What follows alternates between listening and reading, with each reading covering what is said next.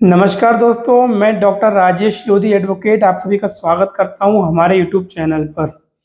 दोस्तों, इस वीडियो में हम बात करने वाले हैं कि जब भी आप सीमांकन कराते हैं तो आपको सीमांकन के लिए कौन-सा आवेदन करना होता है और आवेदन करने के लिए क्या-क्या प्रोसेस को फॉलो करना होता है। साथ में दोस्तों, सीमांकन के आदेश हो जाने के बाद सीमांकन की कार्रवाई कैसे होती है और उसके बाद क्या प्रोसेस होती है, सारी जानकारी इस वीडियो में हम आपको डिटेल में बताने वाले हैं।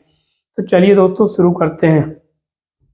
सबसे पहले दोस्तों, सीमांकन जब भी हमें लगता है कि हमारी भूमि जो है पड़ोसी कृषक ने दबा ली है और पड़ोसी कृषक के पास में ज़्यादा भूमि है हमारी अपेक्षा। और दोस्तों, ऐसा हमें क्यों लगता है, उसका मेन कारण ये है कि कई वर्षों से जो है हम खेती करते चले आ रहे होते हैं और जो हमारा मेड़ पड़ोसी होता है वो धीरे-धीरे उस मेड़ को जो है हाँकता रहता है उसको, और आगे हमारी तरफ बढ़ता जाता है। और ऐसा करते-करते 10-20 सालों में काफ़ी ज़्यादा जो है हमारी भूमि कम हो जाती है। तो हमें उसका सबसे सरल तरीका ये है कि हमें सीमांकन कराना चाहिए, उससे विवाद नहीं करना चाहिए। और सीमांकन कराने के बाद में कानूनी तरीके से अगर हमारी ज़मीन निकलती है तो उसको जो है हमें उससे कब्ज़ा वापस लेना चाहिए। तो इस वीडियो में विस्तार से हम बात करने वाले हैं। सबसे पहले सीमांकन का आवेदन करने के लिए दोस्तों आपके पास आपकी भूमि का खसरा, बही और उसका मैप होना आवश्यक है। तो अगर आपके पास नहीं है तो आप जो है कलेक्ट्रेट कार्यालय से इसकी सत्य प्रतिलिपि आप निकलवाइए। और दोस्तों, चालू वर्ष की सत्य प्रतिलिपि जो है हमेशा निकलवाना चाहिए, वर्तमान की। तो आप ये दस्तावेज इकट्ठे करिए, उसके बाद में सीमांकन का दोस्तों आवेदन भरिए और आवेदन भरने के बाद में उसको तहसील कार्यालय में जमा करना होता है। उसके पहले प्रति खसरे के हिसाब से जो है चालान शुल्क बैंक में जमा होता है। मध्य प्रदेश में 50 रुपये प्रति खसरे के हिसाब से जो है चालान शुल्क जो है सीमांकन का जमा होता है।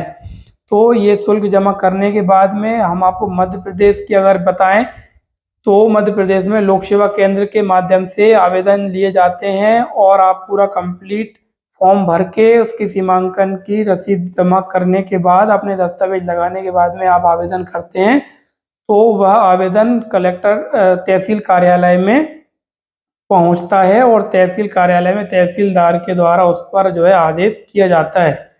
उस आदेश की कॉपी आपको निकालनी होती है। उसके पश्चात आपको आरआई और पटवारी से संपर्क करना होता है और उनसे जो है निर्धारित समय और तारीख के ऊपर चर्चा करनी होती है, किस तारीख पे सीमांकन कार्य किया जाएगा। तो दोस्तों, इस प्रकार से सीमांकन की कार्रवाई होती है। और अभी हमने सीमांकन के लिए आवेदन कैसे करें इस बारे में आपको बताया। अब हम बताते हैं सीमांकन के समय क्या क्या चीज़ों की जो है सावधानी रखनी चाहिए। तो सबसे पहले दोस्तों, हमें जब भी हम सीमांकन कराते हैं तो सीमांकन के 1 या 2 दिन या 4 दिन पहले आरआई और पटवारी द्वारा जो है पड़ोसी कृषकों को नोटिस जारी किए जाते हैं और उन्हें सूचित किया जाता है कि फला तारीख को इतने समय जो है इस व्यक्ति का सीमांकन होना है। आप लोग जो है आकर के आपके समक्ष सीमांकन कार्रवाई की जाएगी। अगर आप नहीं उपस्थित होते हैं तो आपकी गैर मौजूदगी में भी ये सीमांकन कार्रवाई की जाएगी।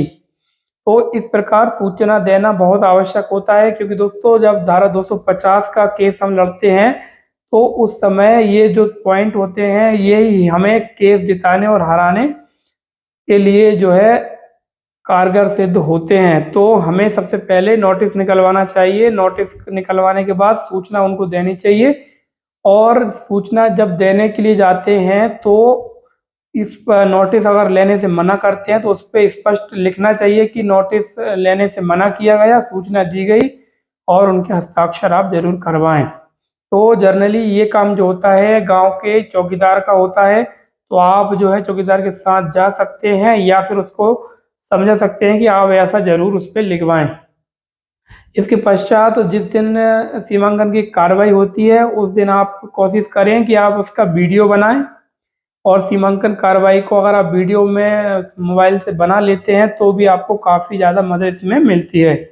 अब मान लीजिए आपके पड़ोसी कृषक के पास आपकी ज़मीन निकलती है तो आपको उससे विवाद नहीं करना है, आपको जो है कानूनी तरीके से उस ज़मीन को लेना है। उस समय आपको कोई भी विवाद नहीं करना है।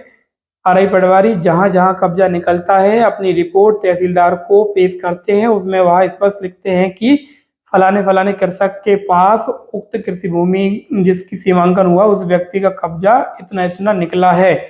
उस रिपोर्ट की आपको सर्टिफाइड कॉपी निकलवानी होती है। उसके पश्चात आप जो है धारा 250 का केस आप लगाते हैं। धारा 250 का केस लगाने से होता ये है दोस्तों कि कब्जा दिलाए जाने के लिए केस लगाया जाता है, जो कब्जा जो है सीमांकन के पश्चात पड़ोसी कृषकों के पास निकला है। तो इस प्रकार 250 का केस आप लगाते हैं, उसमें आपका आदेश हो जाता है कि फलाने-फलाने व्यक्ति को नोटिस जारी किया जाता है तहसीलदार महोदय के द्वारा और उनको अवसर प्रदान किया जाता है कि आप जो है इस कब्जे को छोड़ दें, अन्यथा हम पुलिस बल के द्वारा कानूनी कार्रवाई कर ये कब्जे को हटा देंगे। तो कभी-कभी हम देखते हैं दोस्तों कि कुछ जो कृषक होते हैं, जो अवैध ज़मीन को कब्जा करे हुए होते हैं, वो कब्जा छोड़ देते हैं, लेकिन कुछ कृषक नहीं छोड़ते हैं। उनके लिए धारा 250 में जब तहसीलदार ऑर्डर करते हैं, तो उस ऑर्डर के पश्चात पुलिस बल को ले जाकर कब्जे को हटा दिया जाता है। तो यहाँ पर एक बात समझने वाली ये है कि हमें विवाद नहीं करना है, हमें लड़ाई झगड़ा नहीं करना है। अगर आप लड़ाई झगड़ा करते हैं तो आपके ऊपर भी क्रिमिनल केस बनेगा और आपको जो है दिक्कत आएगी। और अगर गंभीर चोटें लगती हैं तो गंभीर धाराएं भी आपको जो है लगाई जा सकती हैं पुलिस के द्वारा। तो यहाँ पर हमने आपको बताया सीमांकन का आवेदन कैसे किया जाता है और इसके पश्चात सीमांकन की कार्रवाई में कब्जा निकलता है तो कैसे उसको प्रदान किया जाता है। अगर दोस्तों आपको वीडियो अच्छी लगी हो तो वीडियो को लाइक करिए, चैनल को सब्सक्राइब करिए। अगर आपको सीमांकन से संबंधित कोई और जानकारी चाहिए तो आप हमें कमेंट कर सकते हैं, हम आपको सेपरेट वीडियो बना करके आपके कमेंट का आंसर देंगे।